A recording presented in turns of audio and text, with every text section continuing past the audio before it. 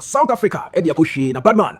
At the end of full 90 minutes, no South Africa against Canada. 90 plus 5 minutes within that extra value. And South Africa managed to lose the game to Canada by 1 goal difference. Canada did a very beautiful strike after the 90th minute. And I don't know, but they kept knocking on the doors of the South Africans' defense. Today, I must say the defense of South Africa was solid. They played very well. I think the back was organized. They would have, or they could have considered a goal long, especially the second half, when the Canadian coach started making some changes, brought Davies on the game and all of that. You could see that the Canadians kept knocking. That particular ball that the defender, the South African defender, we managed to clear out of the goalpost is one that is very top-notch. And that guy, Daniel number 4, played really well. I learned he's just 20 years old. But man, it's no game number yeah. First African country is down. Out of the 9, I are qualified to the round of 32 now. As we speak now, one of our very own is packing. South Africa is packing their bags, and they are going back to their home.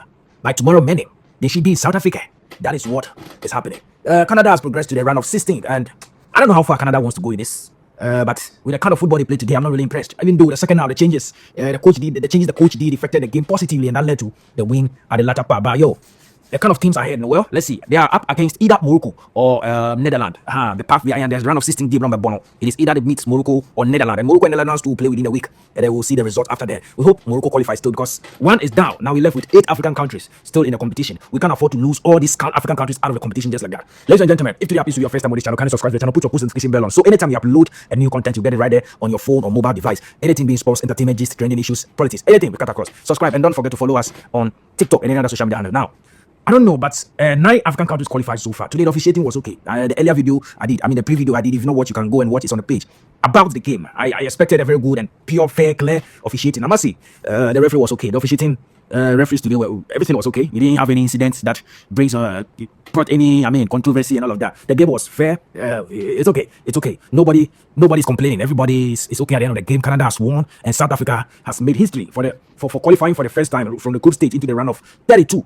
It's just so unfortunate that this time around that the countries are more, and we are starting the knockout stage from 32. If it was the previous one, they would have been in the round of 16 by now, trying to qualify to quarterfinal. You understand? But the history is that they've qualified for the first time to the knockout stages. And with the knockout stages, it's either you win or lose. And definitely at the end of full 90 minutes, somebody will win. Do you think South Africa would have survived this game if the game has proceeded into the extra time? Because at the latter part, I feel like that's what they want to do. Because they feel they have a good goalkeeper.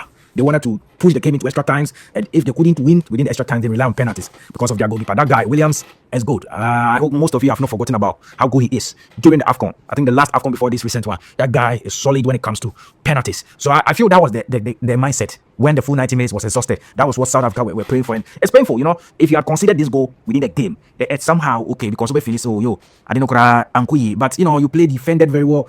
Maybe some couple of dangerous attacks and all of that. And then 90 plus 5 minutes, within the first 1 minute, you concede. It's very painful, man. South Africa has really fought. They've done what they've really fought. But it's fair. At the end of the day, I think the win is fair. Canada now waiting for Morocco.